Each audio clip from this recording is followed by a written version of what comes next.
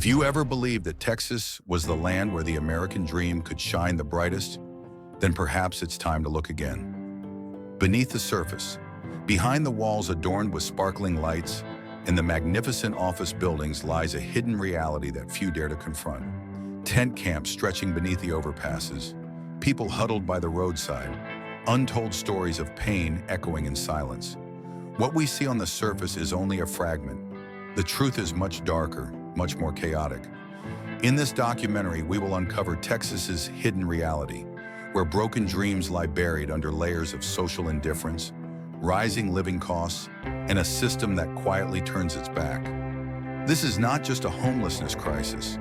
It is a silent tragedy unfolding in real time. And if you still believe in a better America, then stay until the very end.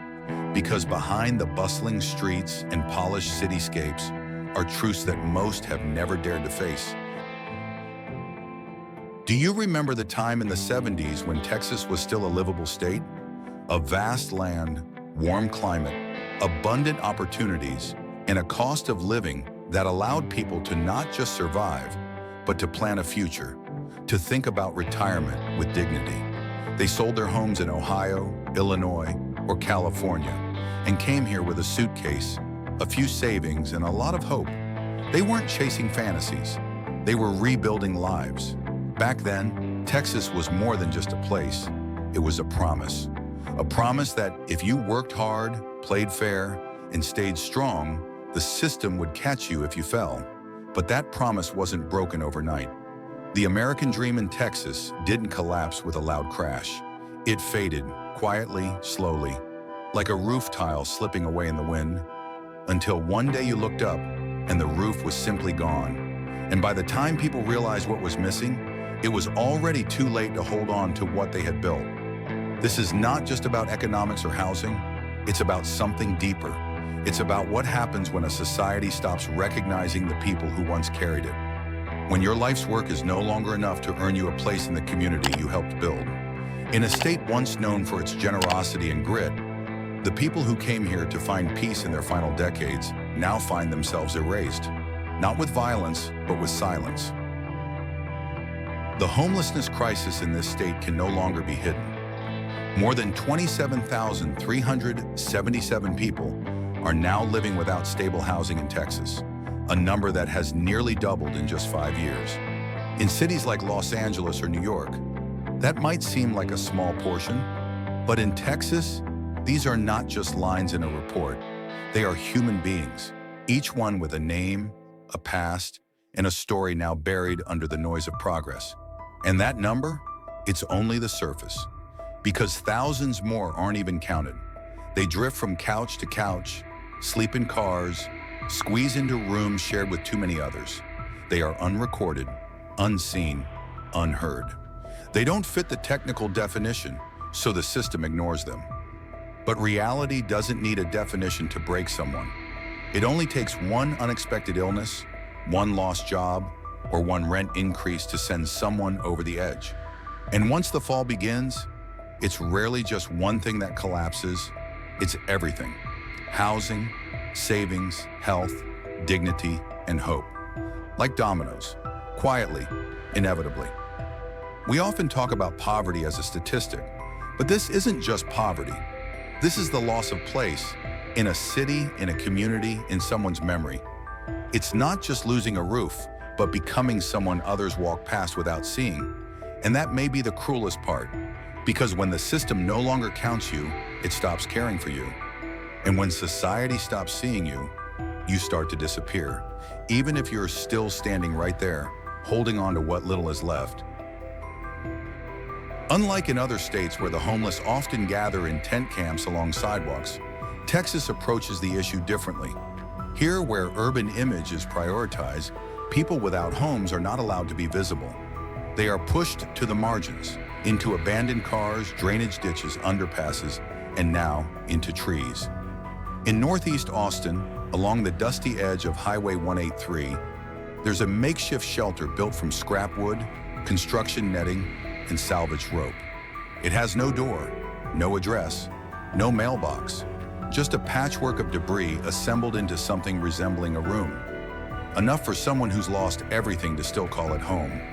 A man lives there. He used to have a job, a steady income. He lived a life that, not long ago, people would describe as respectable. But one misstep, a bad investment, a broken trust, an illness, and everything crumbled. Now he lives on a tree, not because he wants to, but because there's nowhere else to go. By being homeless, I'm treated like I don't exist, like I don't deserve anything, he shared quietly. It's not just bad, it's erasing. He hides beneath the canopy, not just for shade, but for safety, because even being seen has become dangerous. His existence is not just unsupported, it is unwanted. Not by people necessarily, but by a system that has no category for someone like him anymore. This isn't just a story about where someone sleeps. It's about what happens when a human being is reduced to an inconvenience. When a man who once paid taxes, helped neighbors, smiled at coworkers, becomes a shadow people pretend not to see. According to the most recent reports, nearly 48.7% of the homeless population in Austin are now living entirely outdoors, without access to any form of official shelter. In cities like Fort Worth and San Antonio, the situation is no different. Shelters are overwhelmed, and each night, hundreds of people are left wandering the streets, not in search of opportunity, but of a place where they won't be asked to leave. It's a striking contradiction. A city where public parks offer free Wi-Fi, where food delivery by drone is no longer science fiction, and yet just a few blocks away, someone is eating from a half-open can of beans, balanced carefully on a tree branch. These are not strangers. They are not migrants from far-off states seeking a handout. They are longtime residents who once had jobs, homes, and communities, but were quietly displaced when life became just a little too heavy and the system stopped having space for them. No one came to evict them all at once. There were no sirens or headlines. Only a steady erosion, first the job, then the savings, then the lease, until finally even the right to be seen was taken away. In Texas, the safety net is not malicious, it is missing. Many of those living on the streets do not fit neatly into eligibility categories. Some don't have the paperwork. Others arrive at shelters only to be turned away because capacity was reached hours earlier. And some are excluded not by rules, but by the simple truth that the system has no room left for them. This isn't just about lack of shelter. It's about what happens when a city quietly decides who belongs and who doesn't. When people are reduced not just to statistics, but to inconveniences in a development plan. And when the night falls, the city's glow doesn't reach the trees where someone is still trying to eat dinner in silence. If you've ever driven through the glowing boulevards of Houston or sipped coffee in the central square of Dallas, you might have seen nothing but prosperity, gleaming towers, polished sidewalks, and curated storefronts. But just a few blocks away, down an alley between abandoned buildings or under a faded overpass, another Texas reveals itself, quiet, broken, and hidden in plain sight. In this state, the idea of a homeless district barely exists anymore. People without homes are no longer allowed to gather in visible spaces, not because the problem has been solved, but because it has been scattered, pushed out of sight to protect the image of progress.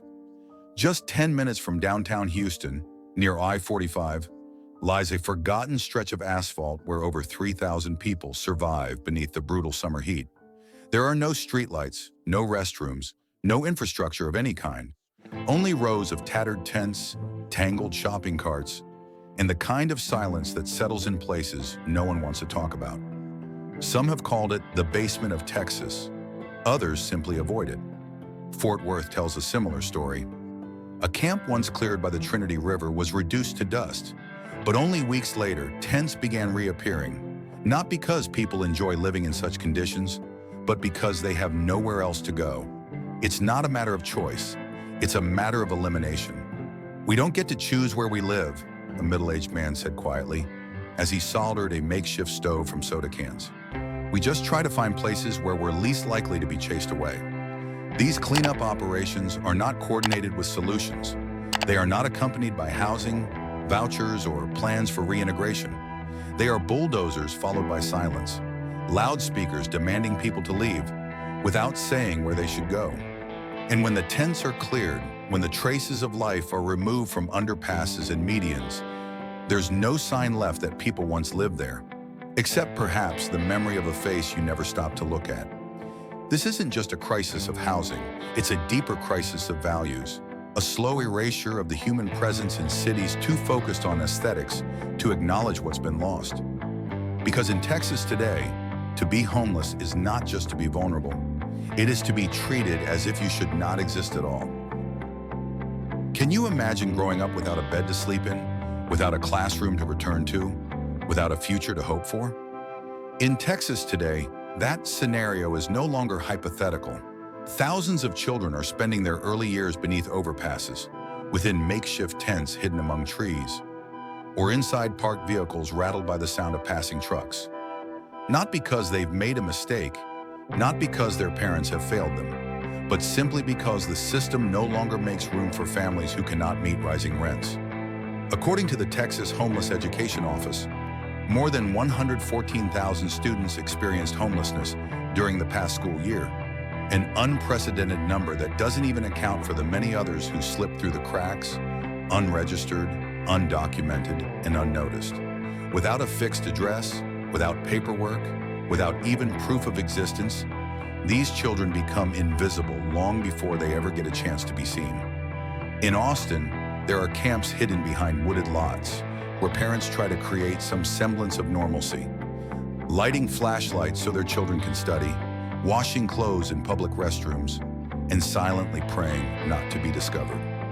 Because being found doesn't mean being helped. It often means being separated. If discovered, these families risk being charged with neglect or forced into overcrowded shelters where safety and privacy vanish. For a child, that means sleeping beside strangers, hearing things they shouldn't hear, and learning too early that stability is a luxury, not a right. From the outside, some may say these children are their parents' responsibility, but responsibility means little when housing costs rise by over 40% in 5 years, while wages remain stagnant and public support erodes. Even with both parents working full-time, affording a 2-bedroom apartment in Austin or Houston has become mathematically impossible for many families. Nearby businesses often witness these children, playing quietly behind dumpsters, waiting in line at food pantries, carrying backpacks not filled with books, but with necessities for survival. Some store owners turn them away, afraid of losing customers. Even childhood, it seems, is seen as a blemish on the city's carefully curated image. Meanwhile, social workers, teachers, and community officers, those still trying to make a difference, face impossible workloads, shrinking budgets, and long waiting lists. And with every child who quietly slips out of the education system, another future is quietly sealed shut. America once prided itself on being the land of opportunity. But what opportunity do we offer to a generation that isn't even allowed to begin dreaming? Some children grow up in broken homes.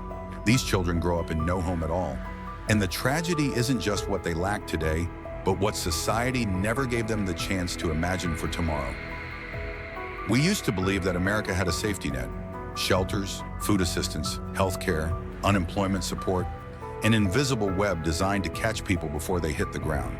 But what's happening in Texas reveals a different truth. That net still exists, but it has become thin, torn, and indifferent. A system built for the idea of crisis, but never for its scale. In many Texas cities, aid programs only apply to certain zip codes or require digital records, up-to-date paperwork, and a permanent address, things most people lose the moment they lose their homes. The system doesn't push people away violently. It just makes it impossibly complicated for them to return.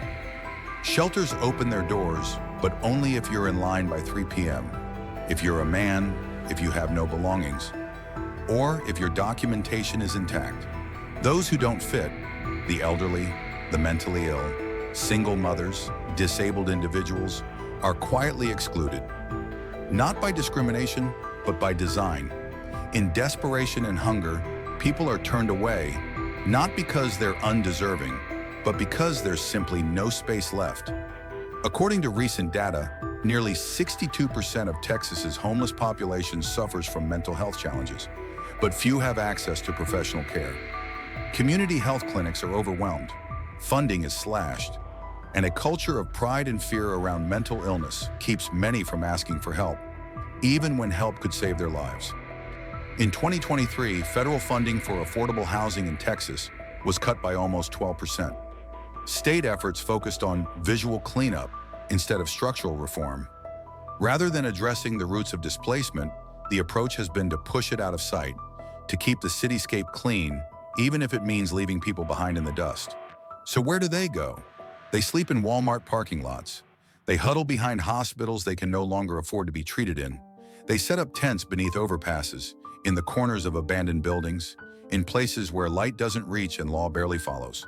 Texas, once a symbol of resilience and opportunity, is no longer an exception. It is a warning. The rent has doubled, wages have stagnated, social support is cracking, and the people, the very people who helped build this state, are falling into the spaces in between. And this isn't just about Texas. It's about what America becomes when development is measured only in profits and not in the number of people left standing. The elderly with nowhere to sleep, the children growing up in shadows, the worker who lost everything after one accident. If even a place like Texas, a state once admired for its affordability, opportunity, and grit, can no longer protect its people, then we must ask ourselves, what happens next? What happens when the American dream runs out of places to hide? What do you think about the crisis in Texas? We invite you to share your thoughts in the comments. If you believe this story matters, please like, share, and subscribe to support the channel and stay informed. Thank you for watching and for choosing not to look away.